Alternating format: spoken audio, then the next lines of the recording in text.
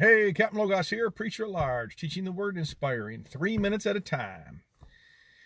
Hey, I was in the Old Testament and then the New Testament, and obviously the Old Testament follows through to the New Testament, and I want to put two things together here that maybe you haven't realized. Samson, remember Samson?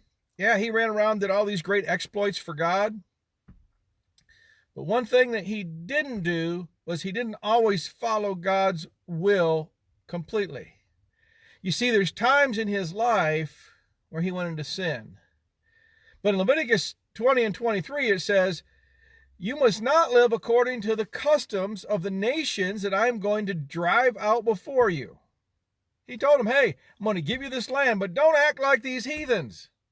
Don't act like these fools. You are different. You need to be different. You're set aside for me.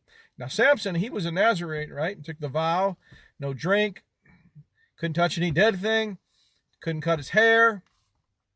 But guess what? He started acting like the world that he was around. And eventually it crept into his spiritual life, and then it overtook him and led him into sin. He lost the power, right? Now check it out in John 1 John 2 and 15, it says, "Do not love the world or anything in the world." You see, he's pulling back from the Old Testament where God said, you're set apart.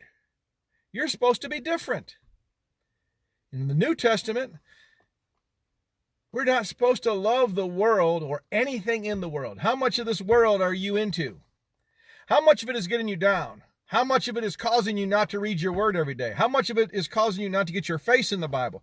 How much of this world, right, is affecting your prayer life? Man, we're not supposed to love anything in this world that much. We're supposed to confront culture, right? He set Samson and his people apart in the Old Testament.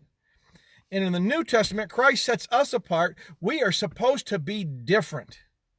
We are not supposed to live like the world or the culture, right? We are supposed to confront culture and affect culture by changing people's hearts and minds, spreading the gospel of Jesus Christ, one person at a time. Now, go get your face in the Bible.